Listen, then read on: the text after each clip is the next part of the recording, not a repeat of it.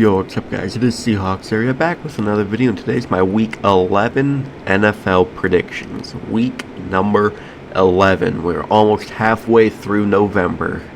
Time always moves fast when it's football, my man, but we got quite the slate this week, so let's just, go ahead and get to it. So enjoy the video, and as always, go Hawks.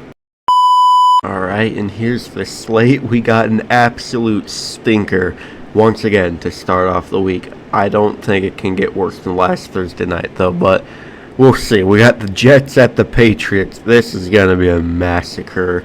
The Jets, they won last week, but Justin Fields, 6 completions. Like, what are we doing, bro? Like, yeah, half your points came from special teams, but, like, they saw us win the Browns. That's the Patriots we're talking about, with probably a top 3 MVP favorite right now.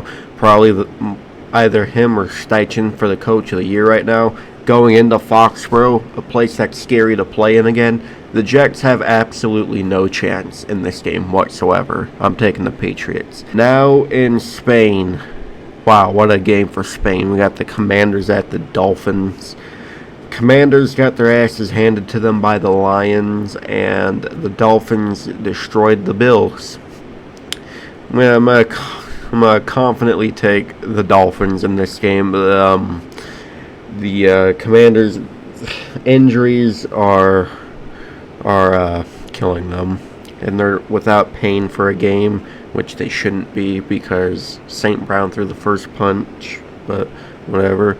So that's just another hole, and Achank's going to run all over the Commanders' defense most likely. It's going to be a rough game for the Commanders, taking the Dolphins to win. Now we got the Panthers at the Falcons. Last time these two teams played, the Panthers dropped 30 and shut the Falcons out.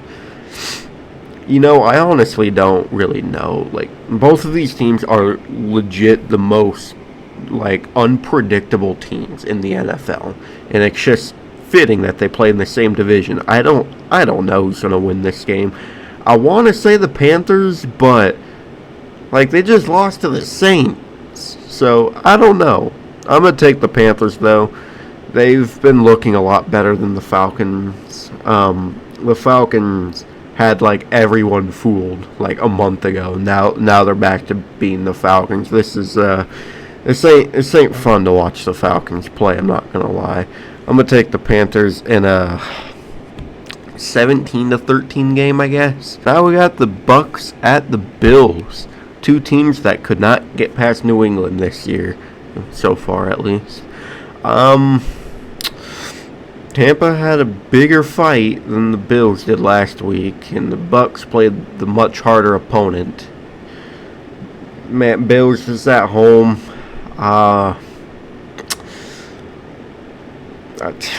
Both of these teams are kind of on fraud watch right now. I'm not gonna lie. It's hard. I'm gonna take the Bucks and a good bounce back win. It's not gonna be easy, but I don't know. The Bills are going through something unholy right now. If they can't win this game out, I don't think they're gonna go to the playoffs. Buffalo, this is a must-win game for both of these teams, but I think Tampa, at the end of the day, will bring home a victory. Now we got the Texans at the Titans. What a game. I'm going to take the Texans with or without Stroud. If they don't have Stroud, they still can play. Holy hell, that game against Jacksonville was incredible. Fourth quarter comeback. Titans, there's nothing to say about the Titans, really, except that they should have tried trading everything they could to get as many draft picks as possible. Texans win this 10-3. Now we got the Bears at the Vikings. What's number 9 got in store this week? That was mean. But two young quarterbacks going at it. I think the Bears are a great team this year. Definitely thrown back in my face every time I've said the Bears wouldn't be good. But No, they're looking like a great team right now. I'm gonna pick them. Their defense is both sack machine, turnover machine, like I said last week. And the Vikings, McCarthy and Jefferson, they're just not clicking. Like this is like Jefferson's worst year so far in his career. It's an ugly one. I think the Vikings need to go quarterback shopping again. McCarthy is not the guy. Not the guy at all. But their defense it's kind of getting exposed a little bit, but it's still hanging in the games. So I'm gonna take the Bears, but I kind of won't be shocked if the Vikings won this game. This would be a Chicago Bears game to lose. Now we got the Packers at the Giants. No more Brian Dable. It's Mike Kafka, whatever his name is. Their offensive coordinators now. Their interim head coach. The Packers just lost 10-7, or whatever the hell the score was. I didn't watch a snap of that game, but from the box score, it looked fucking terrible. And Packer fans are down with Matt LaFleur. I don't blame him. His play calling is anemic. He refuses to throw past the line of scrimmage. Like, brother, what are we doing? But also Jordan Love lately has been looking like shit. And for whatever reason, I think the Giants can win this game. Every time, like, a coach gets fired, the team, within the next 2 games beats a team they have no issue beating. Like, they shouldn't beat the team that they beat, is what I'm trying to say. I kind of get a vibe from this, but I'm not going to take it. I think the Packers squeak this one out. Jackson Dart, I don't know if he's playing. I mean, if he is, cool. I don't think they're winning. But some bad injury is bound to happen, unfortunately, because look where the game is being played. Packers in a 14-13 game. Now we got the Cincinnati Bengals at the Steelers. Joe Burrow's practicing again. I think that's stupid. They're kind of rushing him back. I wouldn't do that. Your season's going nowhere. I'd probably shut him down for the season unless you start piling on wins and he starts feeling good again.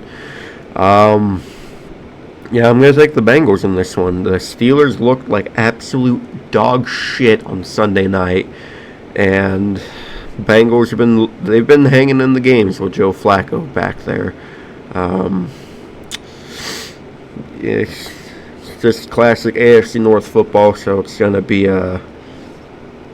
kind of a slow-paced game to start, but by the end it'll kind of be a shootout in the high 20s. I'm taking the Bengals. Steelers, what the hell is wrong with them this year?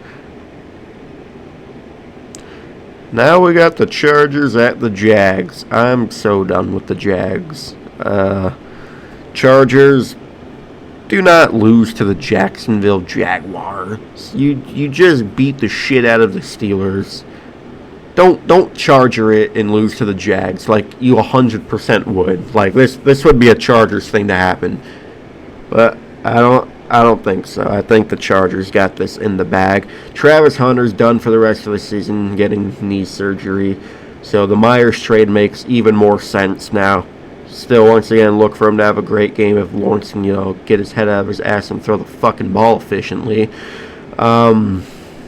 Chargers, like, I picked them last week, but once again, I was super hesitant too because look at their PFF ranks for their offensive line. It's all dead fucking last. It is comically terrible, but still, that's not going to be an issue for the Jags. Or it's not going to be an issue for them because they're playing the Jags. Chargers, please win this game. And now, I wish this was the Sunday night game. Please get it flexed by the time this is up. We got the Seahawks at the Rams, the 2 best teams in the NFC. 2 top 5 teams in the NFL. 2 top 4 teams. Hell, I'll say it, 2 top 3 teams in the National Football League. This is a hydrogen bomb versus a hydrogen bomb right here. 2 electric offenses. 2 fucking immaculate defenses. Two great coaches. Two great defensive mind coaches. Going at it. Devontae Adams is questionable, but I don't think that'll really matter a whole lot. The Rams still got a lot of horsepower on their offense. They got Puka, Kyren Williams. I'm going to predict the Blake Corum semi-great game because, fuck it, why not? Colby Parkinson revenge game. Seattle, we're still dealing with injuries. Jaron Reed's on IR. We don't know if Ernest Jones is coming back soon. I hope he's back for this game. That would be very needed. No Jalen Sundell, so that fucking sucks. Now we got Olu in. He had some fumbling problems against the Cardinals. I don't know, man. I really don't know. Like, obviously I'm picking Seattle, but like, this is going to be, this is game of the year contention right here, just looking at it so far. Like, this is going to be a fucking game right here. Stafford has thrown 20 touchdowns and no interceptions in the last, like, 5 games of some he's played. Like, it's ridiculous. It's crazy how he's getting better the more he ages. I say this all the time, but, like, still, gotta always bring it up because it's insanity. He should, like, if Jonathan Taylor didn't exist, I would probably bet Stafford to be the MVP right now. In terms of quarterbacks, he's the MVP. This is going to be an amazing game. My uncle, my brother are Rams fans, so they're going to be in my ear all game long about this shit for sure. Seahawks win. Winner will be first in the division currently. Seattle, let's go home with a fucking statement win. Everyone's saying we're not good. Prove why we're good right now. Now we got the other two bottom feeders of the division, the Niners at the Cardinals. I don't know, man. Both of these teams suck. Cardinals were losing 35-0 to the Seahawks before they scored their first points.